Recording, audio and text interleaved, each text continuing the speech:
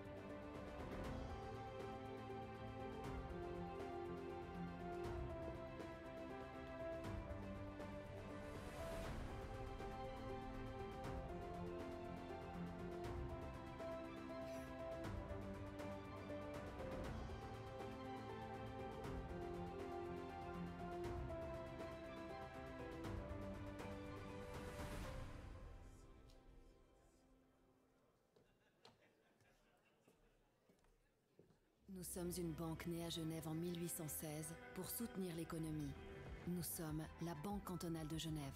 Accompagner les entreprises sur le long terme est notre métier. Pour le financement ou les exportations, nous sommes la force motrice financière de la région. BCGE, la qualité bancaire made in Switzerland.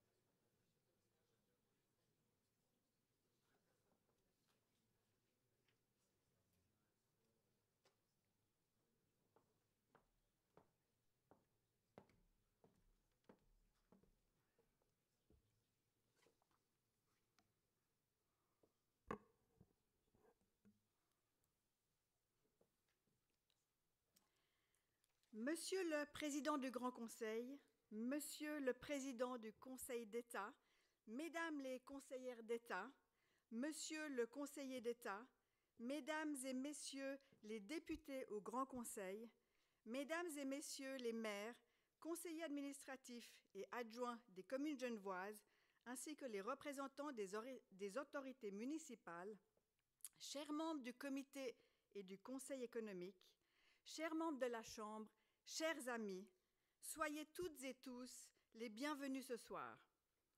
Je suis heureuse de vous accueillir pour ce grand rendez-vous annuel qu'est l'Assemblée générale de la Chambre de commerce, d'industrie et des services de Genève. Un moment fort de retrouvailles, l'occasion aussi de prendre le temps de dresser le bilan d'une année 2022 riche en événements. Un premier trimestre marqué par une énième vague de Covid et une guerre qui frappe aux portes de l'Europe. Une tragédie humaine, bien sûr, mais aussi un drame économique dont les répercussions brutales ont grandement affecté nos entreprises. C'est dans ces temps troublés que la CCIG s'est redoublée d'efforts pour soutenir ses membres. Nous œuvrons sans relâche pour répondre aux besoins de nos entrepreneurs, tant en période de crise qu'au quotidien, avec un focus sur la formation, les événements, les rencontres, les liens avec la cité et l'international, mais aussi et surtout avec le monde politique, afin de défendre au mieux les conditions cadres qui nous régissent. C'est dans l'adversité que nous mesurons la ténacité et les actions entreprises.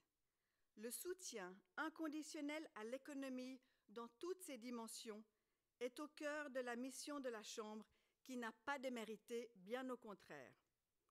S'il fallait un exemple, je citerais le rapport annuel qui résume justement l'effervescence d'activités déployées par notre institution, qui est aussi la vôtre, forte de sa communauté de 2500 membres, de plus de 30 partenaires de renom et de 32 collaboratrices et collaborateurs fidèles au poste.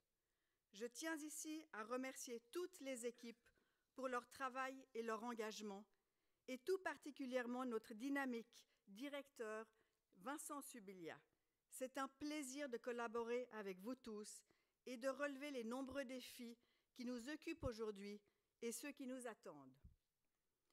Malgré un contexte de turbulences géopolitiques, l'économie genevoise a connu l'an passé une reprise soutenue et similaire à celle de 2021. Selon la 23e enquête conjoncturelle de la CCIG, l'évolution du volume d'affaires a été encourageante, avec une augmentation annoncée par plus de la moitié des entrepreneurs sondés. Et les prévisions sont plutôt optimistes, notamment dans les secteurs de la chimie-pharmacie, des ressources humaines, de l'industrie, du négoce, ainsi que de l'enseignement et de la formation. Néanmoins, 2022 nous a réservé son lot de difficultés auxquelles il a fallu faire face, comme la cherté des produits d'importation et leur délai d'acheminement, le manque de main-d'œuvre, mais aussi et surtout l'explosion des coûts de l'énergie et le risque de pénurie. En tant que responsable d'une entreprise industrielle exportatrice dans un métier hautement qualifié et grande consommatrice d'énergie, ces inquiétudes, je les partage entièrement et soyez assurés que je me bats au quotidien pour contribuer à une économie genevoise forte et durable. La thématique de l'énergie nous préoccupe en effet au plus haut point. C'est bien un approvisionnement responsable et décarboné que nous devons viser. Notre mixte helvétique autonome était à améliorer, certes, avec des sources nouvelles et durables, mais elle nous affranchissait grandement de la dépendance étrangère. Nos choix de réduire d'une manière prématurée notre production indigène nous pénalisent indiscutablement aujourd'hui, avec des conséquences drastiques. Nous subissons une hausse de prix du kilowattheure importé, peu ou pas supportable pour nos entreprises, et ces mêmes kilowattheures ont généré une augmentation importante d'émissions de CO2. C'est pourquoi les ingrédients de notre transition doivent, à mon sens, être impérativement corrigés. Dans le même registre fédéral, nous pouvons aussi déplorer l'abandon des négociations sur les accords bilatéraux. Il est impératif de relancer les discussions, ce qui heureusement semble être le cas avec une fenêtre d'opportunité qui se présente. Cette voie préserve notre souveraineté tout en permettant à nos entreprises et nos grandes écoles et instituts de recherche de gagner en compétitivité avec des règles avantageuses pour tous. À l'échelle de notre canton, attardons-nous un instant sur les objets de votation et les élections exécutives et législatives où les enjeux sont très nombreux. Si nous nous sommes félicités du résultat des dernières votations en matière de fiscalité, nous devons rester attentifs aux prochaines échéances. L'initiative IN 185 pour une contribution temporaire de solidarité sur les grandes fortunes, proposée en votation populaire le 18 juin prochain, est dangereuse et nous la combattrons afin qu'elle soit unanimement rejetée. Nos principales préoccupations ont été résumées dans notre questionnaire adressé aux candidats du Conseil d'État afin que les électeurs puissent connaître leur prise de position. Ce sondage couvre les sujets essentiels tels que la fiscalité, bien sûr, mais aussi la mobilité, l'aménagement du territoire et le logement, la durabilité, l'innovation ou les procédures administratives de l'État. Je vous invite à le découvrir, ce questionnaire, sur notre site web de la Chambre, ccis.ch. Voilà qui fait le lien avec ce qui retient toute notre attention depuis quelques semaines, voire ces tout derniers jours, à savoir nos élections cantonales. La Chambre de commerce, d'industrie et des services de Genève n'a pas pour vocation de soutenir une formation politique. Sa raison d'être est de représenter la diversité de ses membres avec une volonté partagée de toutes et tous, promouvoir un exécutif et un législatif qui militent en faveur d'une économie attractive, prospère et responsable et qui défend les intérêts de vous, entrepreneurs, créateurs d'emplois et de richesses. En cette date du 4 avril, je salue ici le signal très positif qui découle du résultat des élections de ce dimanche. C'est avec grande satisfaction que le Grand Conseil sera représenté dans sa large majorité par des défenseurs de l'économie. Quant au premier tour, au Conseil d'État, tout reste ouvert. Nous félicitons le magnifique score de notre conseillère d'État sortante Nathalie Fontanet, qui œuvre avec talent dans ses fonctions et avec qui nous entretenons une collaboration efficace, constructive et très appréciée. L'union élargie, plurielle et pragmatique constitue pour nous la seule formule gagnante pour la course au Conseil d'État d'une majorité soutenant l'économie. Regrettablement, elle n'a pas été mise en place avant le premier tour et n'a donc pas permis d'influencer ou de faire bouger les lignes. Le résultat était donc sans surprise une dilution des voix. Il est maintenant nécessaire de se donner les meilleures chances de regagner au moins un siège en faveur de l'économie. Le comité de la CCIG préconise donc de soutenir les 6 meilleurs élus du premier tour, qui représentent au mieux l'intérêt de l'économie, selon notre sondage, où 13 candidats ont répondu avec plus de 80% aux attentes des entrepreneurs. En respectant l'opinion des électeurs genevois de ce dimanche, nous soutenons, par ordre des résultats du premier tour, Nathalie Fontanet, Anne Ilpold, Pierre Maudet, Philippe Morel, Delphine Bachmann et Lionel Dugerdil. Mobilisez-vous, chers membres, et votre entourage. Revenons à notre organisation interne de la Chambre. À l'aune de cette nouvelle législature de 5 ans, nous entamons nos 2 dernières années d'alternance à la présidence de notre belle maison. Je confierai donc dès ce soir les rênes à Gilles Ruffnart en le remplaçant à la vice-présidence. Je tiens à le remercier chaleureusement, ainsi qu'Olivier Dunant, notre trésorier, et tout le comité et le conseil économique, nos organes de gouvernance qui s'engagent pour la Chambre sur leur temps et de manière bénévole, y compris pour la présidence alternée. Notre pleine rétribution réside dans le plaisir du partage d'opinions, des échanges nourris et la satisfaction de soutenir nos membres et entrepreneurs pour contribuer à garantir les meilleures conditions cadres possibles. Encore un dernier mot qui ne peut être oublié.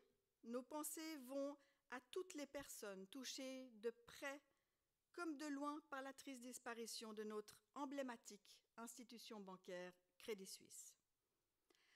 Avant de céder la parole dans quelques minutes à notre cher directeur général Vincent Subilia, que je félicite pour sa brillante réélection au Grand Conseil, nous aurons le plaisir d'entendre, à l'issue de la partie statutaire, le discours de M. Mauro Poggia, président du Conseil d'État, que nous tenons à remercier sincèrement pour son engagement envers notre économie, dont il a fait preuve sans relâche. À toutes et tous, je vous souhaite la meilleure des soirées. Merci pour votre attention.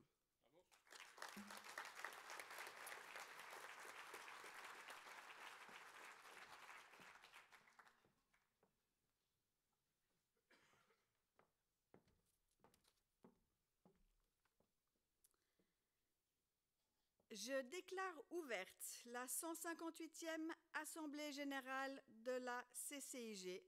Je constate que celle-ci a été régulièrement convoquée dans le délai légalement imparti. Je vous propose d'adopter l'ordre du jour à l'aide de vos cartes de vote cela reste une valeur sûre et tout à fait conviviale.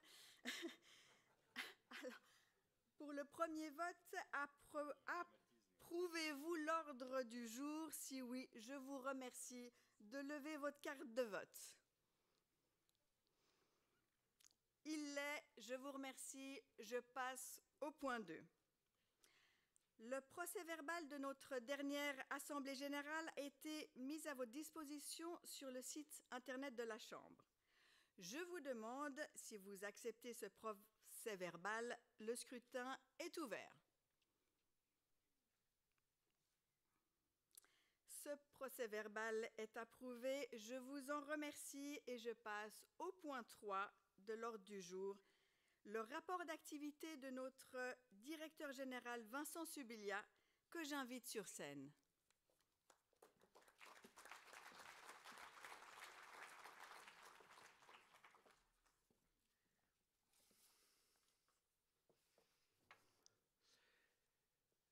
Madame la Présidente, chère Laurence, Monsieur le Vice-président, cher Gilles, Mesdames et Messieurs, en vos titres et fonctions nombreuses et innombrables, chers entrepreneurs, mais surtout chers amis, au nom de la direction de la Chambre de commerce, c'est avec le plaisir que vous me savez, la passion que vous me connaissez, que je vous souhaite une très chaleureuse bienvenue à notre Assemblée générale annuelle.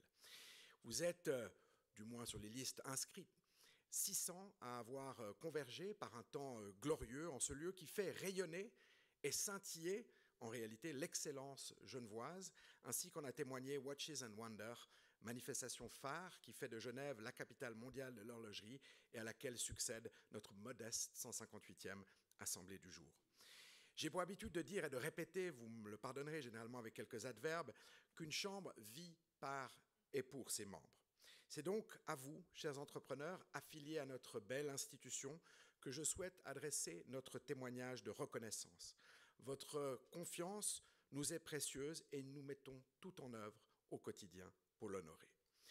Ainsi que le stipule notre ordre du jour, il me revient de passer en revue l'actualité dense et intense de notre association en 2022. Une année de tous les records, puisque celle-ci a permis d'engranger une croissance significative sur tous les fronts. Qu'il s'agisse du nombre de membres, lequel s'est accru de 10% en termes bruts, soit 250 entreprises supplémentaires, de celui des partenaires, entreprises sponsors de la CCIG, auxquels je tiens ici à adresser mes vifs remerciements, ou des événements, lesquels ont été au nombre de 135, soit un tous les 2 jours si l'on tronche week-end et vacances, mais vous savez que nous travaillons, y compris les jours fériés. La Chambre, votre Chambre, a donc fait preuve d'une vitalité sans précédent en cette phase de reprise post-pandémique, et ce, nonobstant, notre présidente le rappelait, les aléas géopolitiques et leurs conséquences, notamment en termes de crise énergétique et donc d'inflation, qui vous affectent sévèrement. Quatrième indicateur que je laisserai naturellement à notre trésorier le soin de vous dévoiler, celui de nos finances, en croissance et plus sereines que jamais. Ce paramètre financier est clé dès lors que notre institution, vous le savez, est indépendante et donc financièrement autonome, ce qui est très sain dans la mesure où nous sommes libres de la critique que nous souhaitons constructive et que nous portons parfois à l'endroit des autorités politiques. La Chambre a du caractère, vous en êtes conscient. Mais cela implique également de mener l'institution en chef d'entreprise, comme vous toutes et tous ici. Certes, nous n'avons pas absolument la taille de Google, mais une PME de 32 collaborateurs avec esprit start-up depuis 158 ans, eh bien, se doit d'avoir des finances solides, et c'est le cas. Cette activité, voire cet activisme, nous le déployons depuis notre siège du boulevard du Théâtre, la maison de l'économie, votre maison, encore une fois, laquelle s'est enrichie de locaux rénovés en son sous-sol et se verra bientôt dotée d'un modeste musée retraçant 1 siècle et demi de dynamisme au service de l'économie genevoise. Nous nous réjouissons de vous y accueillir très prochainement. Comme l'énonce son slogan, la CCIG est le partenaire naturel des entreprises genevoises. Nous opérons selon une double verticale. Sur un plan macroéconomique, soit le fait de porter la voix de l'économie dans le champ politique, l'année 2022 aura été particulièrement riche, notamment avec la parution de notre 9e étude fiscale. Et on va pouvoir passer aussi au slide suivant. Merci beaucoup. Laquelle objective un certain nombre de constats alarmants. Celui d'une Genève, canton le plus vorace et gourmand, doté d'une fonction publique naturellement de grande qualité, mais particulièrement coûteuse. Des observations qui permettent d'alimenter les campagnes que nous menons en soutien à notre tissu économique dans cette démocratie très vivante, certains diraient parfois déviante, que connaît notre pays et qui nous mène aux urnes quasiment tous les week-ends.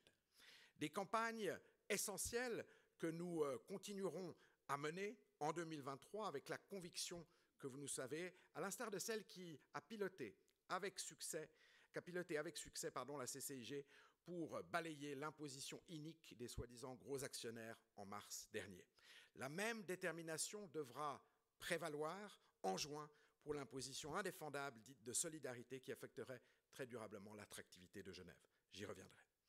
Sur le front microéconomique, la Chambre a enrichi et renforcé sa gamme de services au bénéfice de ses 2500 membres, notamment à la faveur de son triptyque, le cercle de la Chambre destiné aux chefs d'entreprise avec un programme dédié que vous avez été nombreux à rejoindre, Génération CCIG, la communauté des jeunes entrepreneurs, ou encore le réseau des ambassadeurs de la Chambre, lequel s'est vu adjoindre de nouveaux prescripteurs dont vous découvrez certains visages et que je tiens ici aussi à remercier.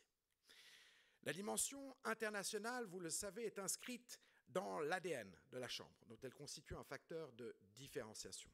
À ce titre, nous avons considérablement développé notre offre de services, devenant désormais un véritable guichet unique en la matière, enregistrant une progression très encourageante de nos prestations comme de nos résultats. Dans cette même filiation, la Chambre a accueilli de très nombreuses délégations et conduit diverses missions économiques, dont l'une conjointement avec le département de l'économie et de l'emploi de la conseillère d'État Fabienne Fischer à destination des pays nordiques sous l'angle de la durabilité et de l'innovation qui sont deux axes prioritaires de la stratégie 2025 de la CCIG. Je vous le disais, la Chambre, communauté d'entrepreneurs, constitue une vraie place de marché, digitale sur notre app, mais bien réelle à la faveur de nos nombreux événements, dont les Grands Prix de l'économie, qui ont connu une véritable montée en puissance, devenant une référence en la matière. Et je salue ici la présidente du jury, Anne-Sophie Dunant-Blaisy. Ou l'événement économique, à l'occasion de l'étude économique réalisée avec notre partenaire, la BCGE, qui a célébré ses 20 ans. Un cycle de conférences dit « Enjeux d'actualité » a également rythmé cette belle année, la Chambre se voulant en prise directe sur le terrain avec vos préoccupations du quotidien, notamment face à la bureaucratie qui a été un des thèmes abordés. Plusieurs des événements 2022 ont vu intervenir des orateurs de premier plan que nous avons été très honorés d'associer à nos actions, qu'ils en soient remerciés, et en particulier notre ministre des Finances, Nathalie Fontanet, avec laquelle, Laurence le disait, nous entretenons une collaboration très étroite, encore le président du Grand Conseil, Mauro Poggia, qui nous avait fait l'amitié d'un petit déjeuner à la Chambre. Notre fondateur, Ernest Pictet, déclarait en substance dans la charte constitutive de la Chambre en 1865, quasiment l'année de naissance du Crédit Suisse, mais je nous prête bien un avenir tout différent, que notre institution avait pour vocation d'éclairer les autorités politiques sur les enjeux économiques, en toute humilité. Dans cette même lignée, la CCIG, source que disent mine d'informations ou de données, a publié de nombreuses études, à l'image de celle consacrée à la croissance de Genève, première et unique contribution analysant les paramètres d'un développement que nous souhaitons quantitatif, mais surtout qualitatif. Et c'est un nouveau record que nous affichons cette année en matière de communication, précisément, avec un accroissement significatif de la visibilité de notre institution sur tous les vecteurs de diffusion. Enfin, la Chambre est une plateforme qui se déploie, qui se développe en réseau, résolument œcuménique et donc convaincue de la nécessité de jeter les ponts en misant sur l'intelligence collective. C'est ainsi que l'exercice 2022 aura été également marqué par des collaborations renforcées, dont je vous donne ici un bref aperçu, il y en a naturellement beaucoup d'autres. Qu'il s'agisse d'arbitrage, qui est une des marques de fabrique de notre maison, avec le développement significatif du Centre suisse d'arbitrage et de médiation commerciale que nous hébergeons et dont nous sommes actionnaires, avec notre soutien au Fonds Genevois de l'innovation durable, lancé par la FONGIP, premier incubateur de Suisse, et l'État de Genève. Avec l'altitude de croisière désormais adoptée par Aeria Plus, association économique romande pour une infrastructure aéroportuaire performante que nous avons initiée fin 2021 avec nos amis de l'affaire, dont je salue la présence du président et du directeur parmi nous, de même que la Fondation pour Genève et le GEM notamment. Avec le lancement de notre pôle formation, doté du premier certificat en commerce international délivré cette année en collaboration avec Cursus Formation, ou encore Genilem, que nous avons cofondée et dont les activités en matière d'aide à la création d'entreprises prennent un essor réjouissant. Sans même évoquer Open Geneva, le festival de l'innovation verte, Women Business ou Building Bridges, initiatives que nous soutenons parmi d'autres et qui s'inscrivent dans les gènes du rayonnement de Genève que nous défendons, comme dans les axes stratégiques de durabilité et d'innovation de la Chambre. En résumé, je suis heureux, après 8 années d'exercice au sein de cette belle maison et 4 en qualité de directeur général, eh bien, de clore ce trop long exposé en confiant à notre nouveau président une chambre en pleine forme qui s'apprête à relever les défis nombreux qui nous attendent en 2023. Mais ma présentation serait résolument incomplète sans remercier ici mes collègues de direction, dont Elsa Floret, qui nous a rejoint récemment en qualité de directrice communication et événements, et Nathalie Hardine, notre directrice politique, fidèle de la Chambre. Mais également toutes les équipes, parce que c'est l'esprit d'équipe qui préside dans notre institution. Toutes les équipes qui réalisent au quotidien un travail remarquable et d'une ampleur en réalité inversement proportionnelle à la taille de notre institution. En particulier l'équipe événements et sa responsable Nathalie Bock pour l'organisation de l'Assemblée générale du jour. S'il est un remerciement appuyé que je souhaite également rendre ce soir, il est destiné à notre présidente Laurence. Laurence, une chef d'entreprise admirable, dont la confiance m'est aussi précieuse que le soutien dont elle m'a toujours témoigné. Merci. Merci Laurence. Merci également à Gilles, qui lui succédera, avec lequel je me réjouis infiniment de poursuivre cette passionnante aventure entrepreneuriale. Tous mes remerciements enfin à notre trésorier Olivier pour son si précieux travail. Et aux membres naturellement de notre comité, de notre conseil économique, pour l'investissement exceptionnel à nos côtés. Mesdames et messieurs, je vais désormais céder la parole au président du Conseil d'État pour son... pardon. Je cède la parole à Laurence qui la reprend avant que le président du Conseil d'État ne nous rejoigne sur scène. Je vous remercie infiniment.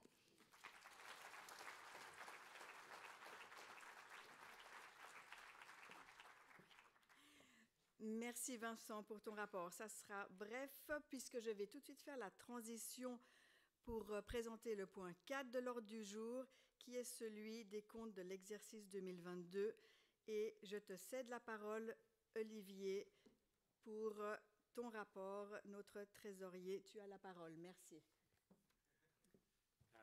Merci Laurence. Je m'appelle Olivier Dudon, je suis trésorier de la Chambre et j'ai le plaisir de vous présenter les comptes de la CCG. En fait, de présenter les comptes, c'est pas très marrant. En discutant avec notre charmante directrice de communication et événements, je me suis dit que j'allais présenter autre chose. Donc, je vous présente un dessin. Je vous lis le texte parce que le texte est un petit peu petit. Sourire, c'est bon pour le cerveau, le système immunitaire, les triglycérides, les gamma-GT et excellent contre l'oxydation cellulaire et le diabète. Alors, mon conseil péchant, c'est de tout prendre avec le sourire, même ce que je vais vous annoncer maintenant. Vous pourriez vous dire, est-ce que c'est l'annonce de mauvais résultats pour les comptes? Non, pas du tout. J'ai 2 bonnes nouvelles à vous annoncer. La première nouvelle, vous la connaissez déjà, sourire est bon pour le cerveau. La deuxième bonne nouvelle, c'est que la Chambre de commerce a réalisé un très bon résultat opérationnel en 2022. On peut passer à la slide suivante. Sur les sources de financement de la Chambre, le total des recettes se monte à 6 millions de francs. C'est le même niveau que le niveau atteint en 2019 avant Covid. Donc la Chambre a retrouvé un rythme de croisière et continue à bien se porter. Les émoluments pour carnet ATA liés aux exportations représentent plus de la moitié des recettes, une partie importante que vous voyez en bleu foncé sur la slide. La slide suivante concernant les dépenses indique que les dépenses sont en ligne avec les recettes. Lorsqu'on a plus de recettes, ça permet aussi d'avoir plus de moyens d'engager plus de personnel et de monter des dépenses. Et on avait 6 millions de recettes. On a également 6 millions de dépenses avec un tout petit profit de 2000 francs pour l'année 2022. Mais le but de la Chambre, ce n'est pas de réaliser des profits comme organisme sans but lucratif, c'est plutôt de rendre service à ses membres, de favoriser les contacts, ce que la Chambre a fait avec le grand nombre d'événements qui a été organisé. La slide suivante, numéro 5, présente le bilan. Le bilan est sain n'a pas de commentaires particuliers. Puis on a sur la slide suivante le budget pour l'année 2023, avec une petite augmentation par rapport aux résultats réalisés en 2022. C'est un budget ambitieux. Je fais confiance à Vincent et son équipe pour continuer à réaliser de bons résultats. Merci de votre attention.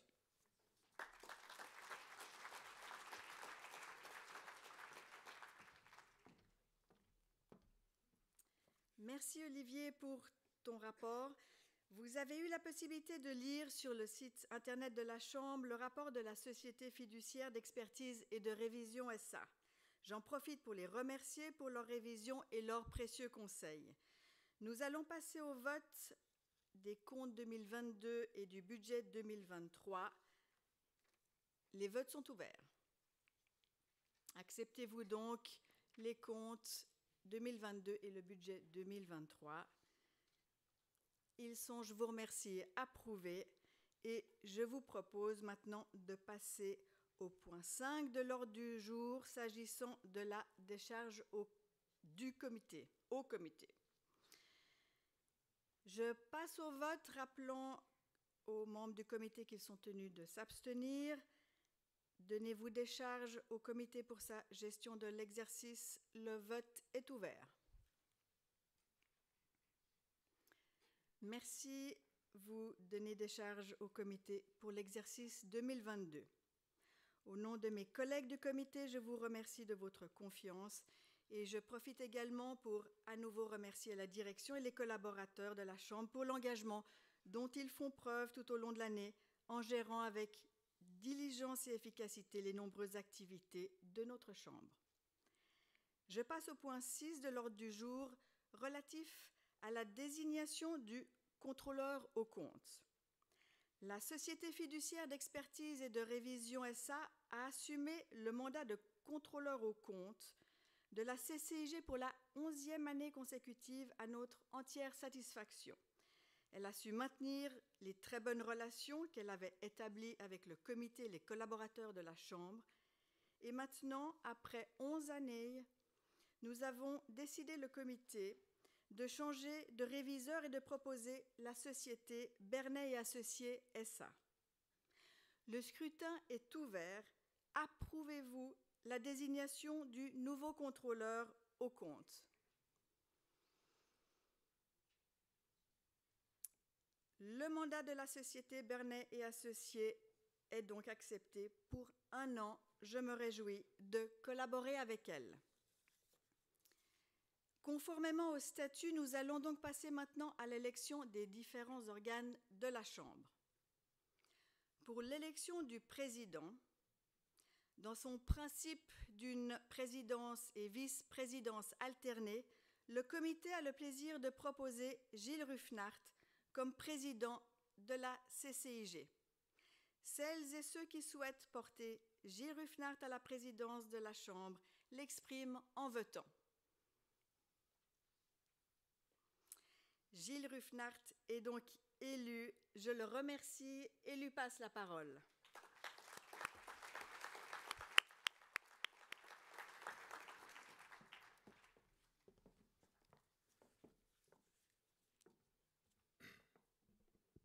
Vincent parlait d'une démocratie vivante. C'est bien une démocratie vivante, puisque c'est une présidence qui s'alterne, et j'en suis tout à fait fier. Merci de votre confiance. Je vais commencer à titre exceptionnel ma présidence. Normalement, je n'ai pas le droit de faire d'allocution, puisque c'est la présidente qui fait l'allocution. Mais je vais dire quelques mots quand même. Je vais commencer par des excuses.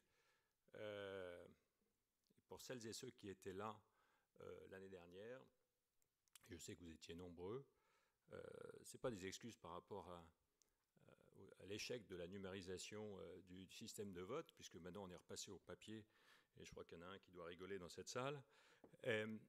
Mais je souhaite présenter mes excuses à Fabienne Fischer, que j'avais pas salué l'année dernière, et je tiens à m'en excuser platement. On m'avait qualifié, pas de goujat quand même, je crois pas, mais on m'avait qualifié mon acte comme un acte politique. Eh bien non, ce n'était pas un acte politique, c'était un oubli, et je m'en excuse encore. Et vous êtes bien évidemment la bienvenue à la Chambre de commerce. Et comme vous le savez, de toute façon, la Chambre est tout à fait apolitique. Donc, bienvenue, chère Fabienne Fischer, bienvenue Nathalie, bienvenue Serge, bienvenue Mauro, bienvenue Jean-Luc, comme ça j'ai oublié personne, bienvenue à vous toutes et tous, et bienvenue surtout, peut-être un mot sur les nouveaux membres. Vous avez vu que c'était une année ou un cru exceptionnel, puisque nous avons eu 250 nouveaux membres, soit y compris les jours fériés et les jours ouvrables, un nouveau membre, en tout cas une nouvelle entreprise par jour, ce qui est tout à fait exceptionnel, ce qui démontre le dynamisme. Et je remercie encore, comme l'a fait Laurence et Vincent, toute la direction et toutes celles et tous ceux qui se donnent au quotidien au sein de la Chambre. Je continue.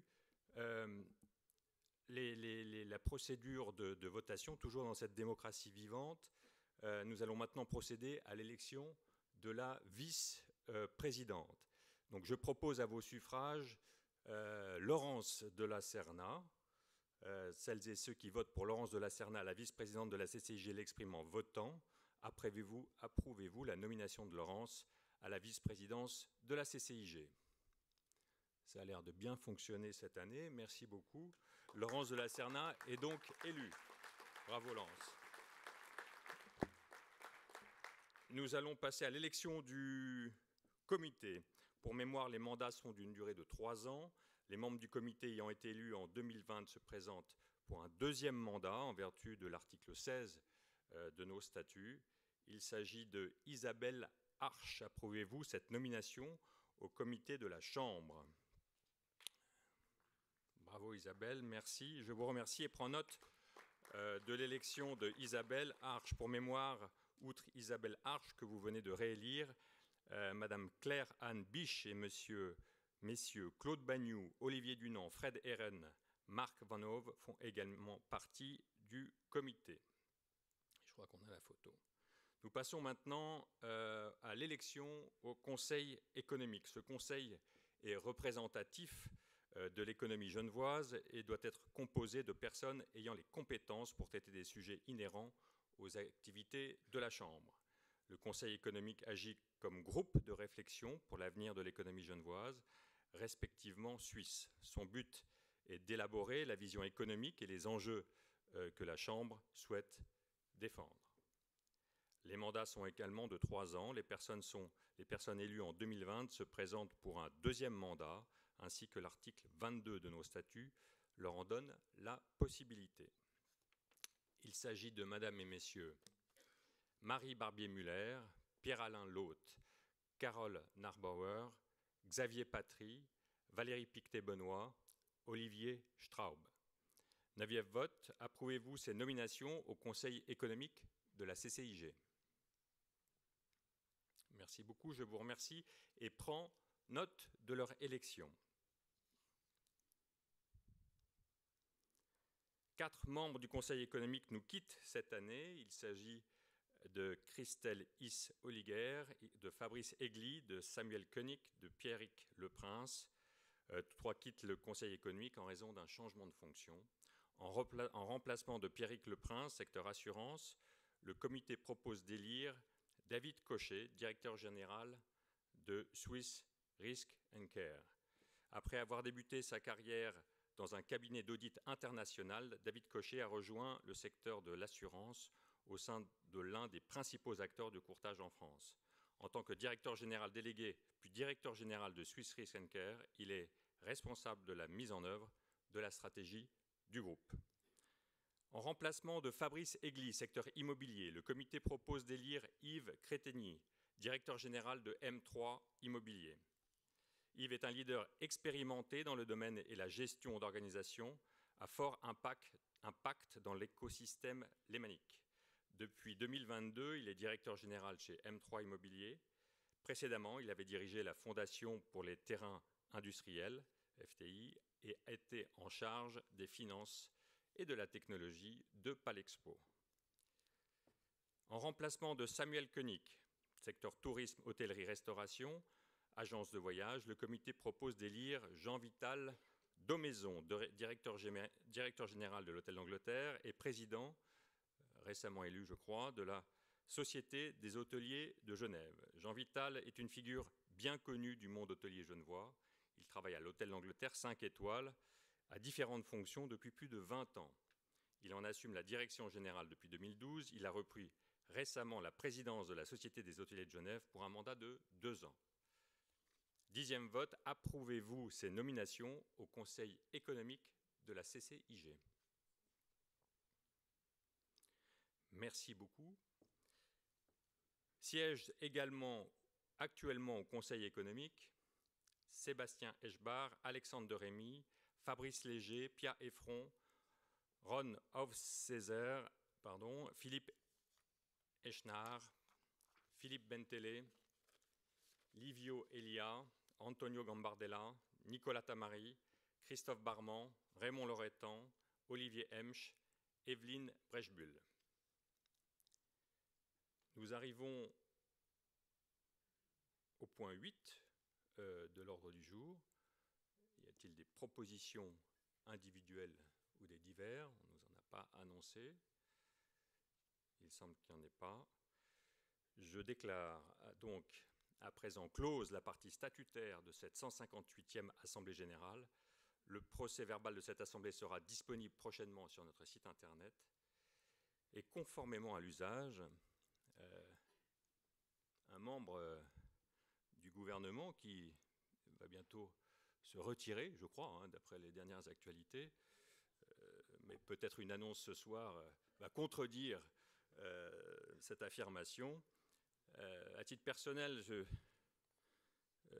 tiens à saluer un homme d'État, un humaniste et un homme doté d'un pragmatisme légendaire qui a porté notre République, et je tiens à le saluer. Et j'aimerais, si vous êtes d'accord, adresser une ovation à M.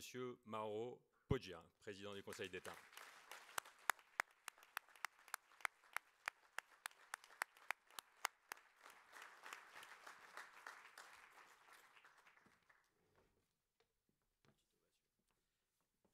Merci, je ne méritais certainement pas ces compliments pour le travail d'équipe qui a été fait avec le Conseil d'État, que je remercie aussi. En tout cas, merci d'avoir perçu l'activité du gouvernement telle que cela a été décrit. Cela me touche, cela touche certainement aussi mes collègues.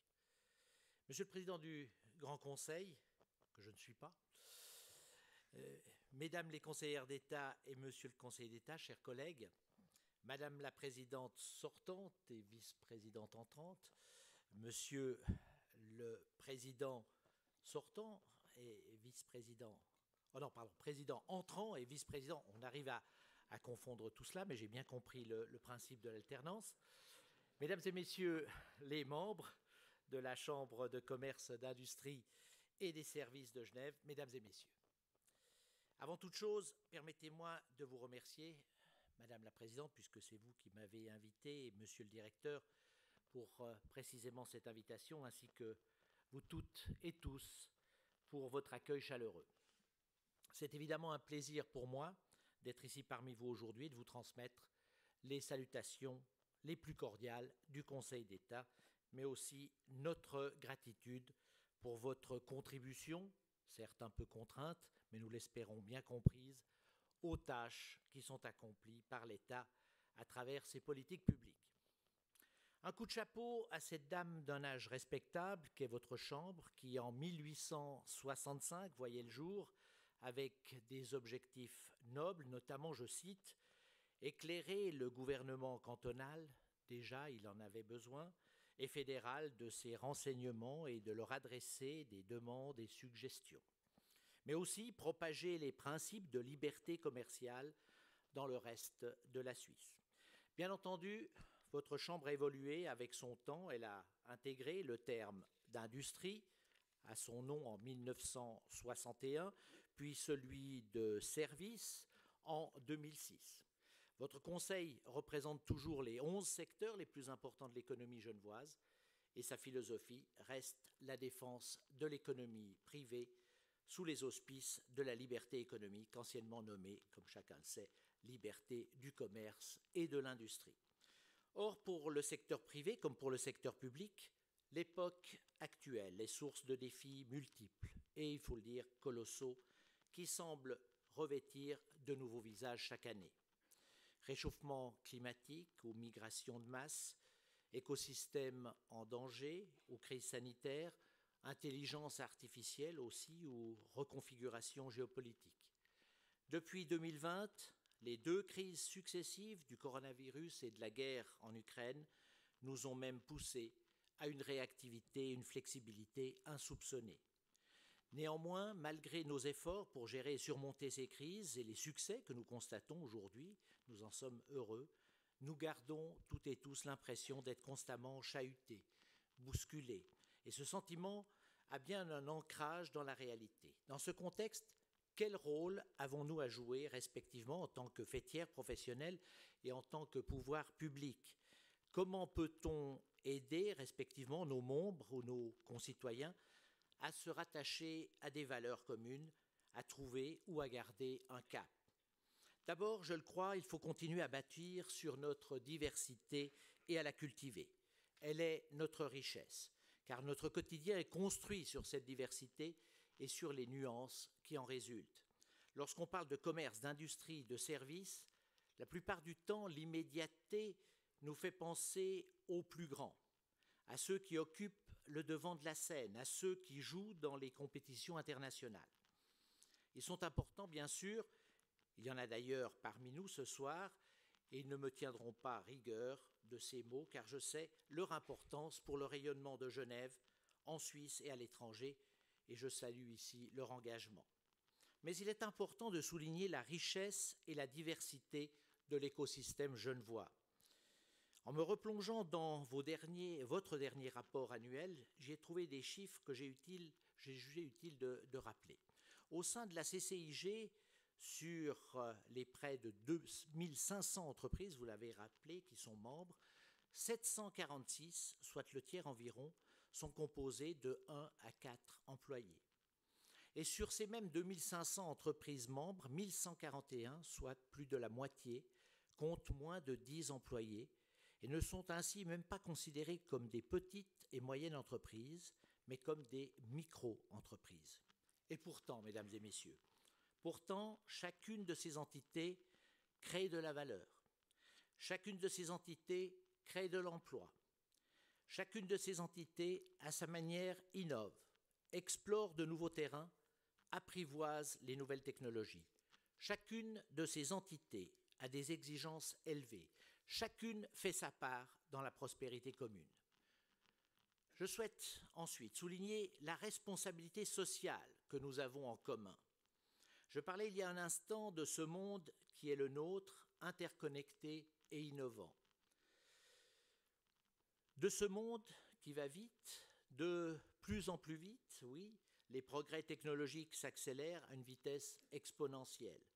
Mais un humain reste un humain, fait de corps et d'esprit, avec un besoin sinon de stabilité, du moins de certitude, avec un besoin de relations humaines, avec le besoin de disposer des clés pour appréhender les choses, un besoin de valeurs qui, telles les racines d'un arbre, lui permettent de résister aux rafales de vent. Or, que comprend réellement l'humain qui nous anime au big data et à l'intelligence artificielle? Qu'attend réellement l'humain des robots et des crypto-monnaies? Alors que nous parlons innovation et progrès, nous voici confrontés à de fausses photographies du pape François en rappeur ou de Donald Trump malmené par les forces de l'ordre. Nous voici confrontés à des étudiants qui rédigent leur dissertation grâce à ChatGPT et nous voici confrontés dans le même temps à la disparition de pans entiers de l'industrie, de difficultés dans la recherche quotidienne d'emploi pour nos résidents. La futilité flirte avec la gravité. Des institutions que l'on croyait insubmersibles, qui nourrissaient notre économie depuis le XIXe siècle, coulent en quelques heures, et cela principalement en raison d'une perte de confiance. Cette confiance des autres en nous qui ne se mesure que lorsqu'elle disparaît, ou parfois à travers les urnes. Or, la confiance est un capital, mais aussi un colosse aux pieds d'argile. Disons-le franchement, notre inconscient collectif, depuis quelques années, subit des chocs multiples et violents. Nous devons y prêter attention. Enfin, je souhaite rappeler notre volonté et notre capacité à collaborer, qui est peut-être la plus grande de nos forces. Genève est un canton qui sait d'où il vient, qui tient à son histoire et au fédéralisme, qui tient à la concertation. Genève est un canton qui tient à des relations stables et constructives avec ses voisins, réciproquement respectueuses. Genève est un canton qui tient à sa vocation internationale, à sa vocation de capitale du dialogue et de la coopération. Nous ne pouvons décemment pas être des fourmis repliées sur elles-mêmes, et nous devons être capables de résister à la tentation de jouer les cigales en gérant notre opulence. Peut-être un hybride des deux dont se réjouirait La Fontaine, une fourmigale capable d'être prévoyante, mais aussi de donner, de soutenir et d'aider. Mesdames et messieurs, je le disais, votre chambre a été créée en 1865, elle compte aujourd'hui près de ou plus de 2500 entreprises membres. Elle est plus vivante que jamais, nous nous en réjouissons et nous lui souhaitons bien sûr une longue vie afin que nous puissions ensemble relever les défis d'aujourd'hui et surtout de demain. Je vous remercie de votre attention.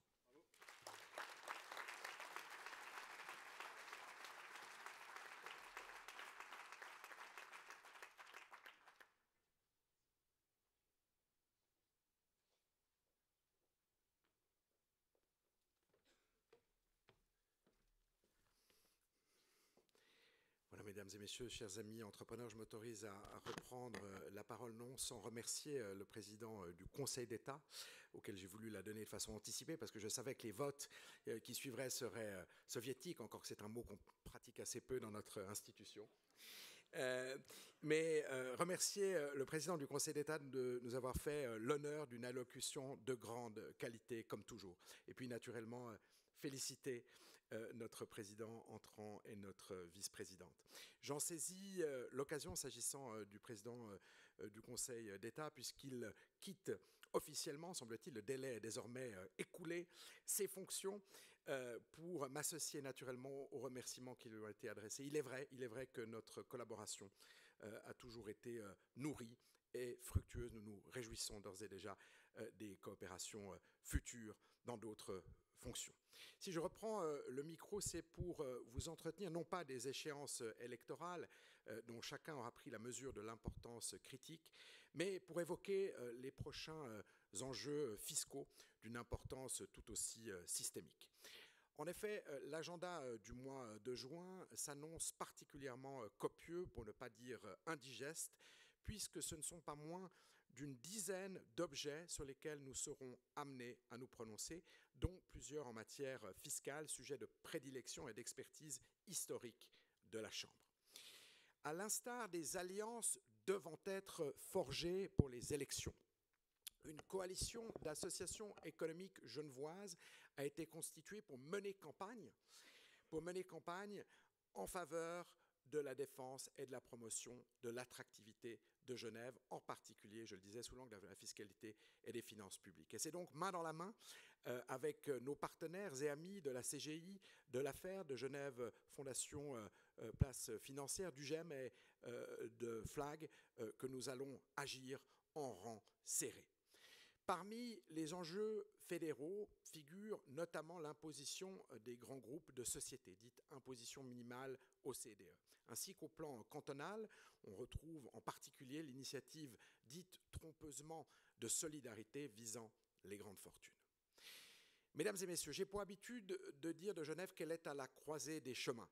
Et si nous appelons de nos vœux une majorité favorable aux entreprises au sein du Conseil d'État, comme c'est le cas pour le Grand Conseil, il nous faut également une majorité pour rappeler dans les urnes l'importance du maintien et du renforcement de conditions cadres attractives et pour éviter de porter atteinte à l'équilibre fiscal fragile du canton.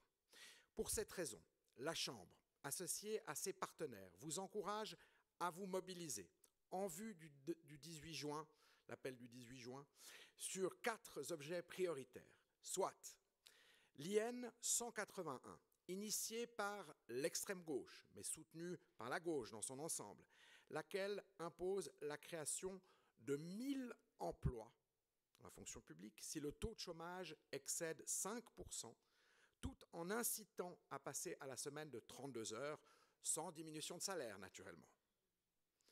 Si la Chambre est naturellement favorable à des conditions de travail de qualité, comme elle les pratique, cet automatisme très coûteux, une bagatelle représentant 150 millions de dépenses publiques par année, doit tout aussi naturellement être rejeté.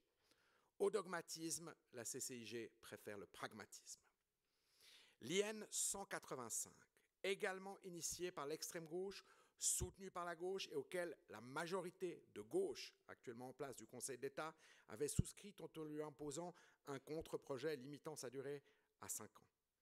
Cette initiative, vous le savez, vise une augmentation du taux minimal d'impôt sur la fortune de 50% au-delà de 3 millions.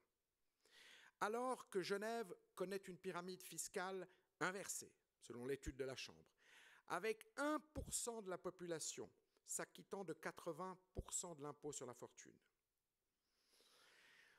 lequel est le plus élevé de Suisse par ailleurs, l'adoption d'une telle initiative serait proprement suicidaire. Il convient de s'y opposer avec la dernière énergie, tant les risques qu'elle fait peser sur notre écosystème sont irresponsables. Un chiffre pour vous en convaincre, ou plutôt 3. Le départ des 10 plus importants contribuables du canton se traduirait par un manque à gagner de 186 millions d'impôts annuels, soit le montant qui est escompté par l'initiative. Ceci représente 1230 postes de fonctionnaires, équivalent à 15 000 contribuables moyens qu'il faudrait donc héberger, avec les problèmes d'exiguïté des territoires que l'on connaît, pour compenser leur départ. Mesdames et messieurs, cessons définitivement de jouer avec le feu en nous tirant des balles dans le pied au bazooka, d'autant que Genève vit une crise des dépenses et non pas des recettes. Celle-ci se monte, vous le savez, à 1,3 milliard. Et merci à notre grande argentière, Nathalie Fontanet. La LEFI, la loi sur la réévaluation des immeubles, 3e objet, laquelle prévoit une réévaluation des valeurs fiscales des logements occupés depuis longtemps par leurs propriétaires, moyennant une baisse d'impôt. La Chambre vous enjoint à soutenir ce projet équilibré. Et puis enfin, 4e objet, au niveau fédéral, je le disais, l'imposition minimale OCDE, à laquelle il faut réserver un grand oui, de façon à disposer d'un taux de 15% pour les groupes d'entreprises atteignant 750 millions de chiffre d'affaires annuel. Un barème concurrentiel qui permet de conserver notre attractivité et surtout d'éviter qu'une différence ne soit prélevée par d'autres États. Vous l'aurez compris, la mobilisation ne doit pas faiblir. C'est un marathon en sprintant que nous menons dans cette démocratie en marche. Et ainsi que nous en avons apporté la démonstration en marche avec l'initiative visant l'imposition des dividendes, lorsque les entrepreneurs sont soudés et engagés, nous pouvons ensemble, sous l'égide de la Chambre, remporter des victoires indispensables en faveur de l'économie et donc de l'emploi. Chers amis, vous le savez, au même titre que la Chambre est l'interface entre l'économique et le politique, elle est aussi le carrefour entre le local et l'international. Comme vous l'aurez certainement appris, nous aurons l'honneur, en juin de cette année, d'ériger Genève, et je vais demander de passer au slide suivant, merci, d'ériger Genève en capitale internationale des chambres de commerce, puisque nous accueillerons en ce même lieu, ici à Palexpo, le Congrès mondial des chambres. Manifestation phare de notre mouvement, lequel se déploie tous les 2 ans sur un continent différent, autant dire que les chances de le décrocher, de haute lutte d'ailleurs, étaient minces. Manifestation phare, je le disais, de notre mouvement, lequel devrait réunir plus de 1500 décideurs de premier plan, issus de 120 pays, autour de 80 conférenciers de haut rang. Un événement unique pour notre humble institution, je crois pouvoir le dire, le plus important que nous n'ayons jamais eu à organiser en 158 ans. Je remercie d'ailleurs les équipes qui, toutes et tous, y travaillent quotidiennement. Mais c'est aussi et surtout une fierté pour notre maison, mais une fierté de mettre l'esprit de Genève à l'honneur. La thématique en étant le multilatéralisme, un bien rare et donc précieux, dans une déclinaison opérationnelle, le multilatéralisme dont Genève, vous le savez, est le berceau et le bastion. Ce congrès constitue un levier de promotion de premier plan pour nos membres qui pourront y faire savoir leur savoir-faire lors de 50 conférences, mais également durant les très nombreux événements de réseautage et les soirées prévues durant 3 jours. Nous vous encourageons vivement à y prendre une part active et vous donnons rendez-vous au stand de promotion qui se trouve à l'extérieur durant l'apéritif pour y faire l'acquisition de votre billet à tarif promotionnel et donc parfaitement démocratique comme tous les services de la Chambre. Enfin, nous nous réjouirons de vous retrouver dans un registre plus local le 14 septembre prochain pour une nouvelle édition de nos Grands Prix de l'économie menés avec l'État de Genève dans ce lieu emblématique qu'est le BFM au cœur de la cité, cette cité pour laquelle la Chambre est engagée. Une institution, mesdames et messieurs, la Chambre qui ne pourrait vivre sans l'appui et la confiance de tous nos membres.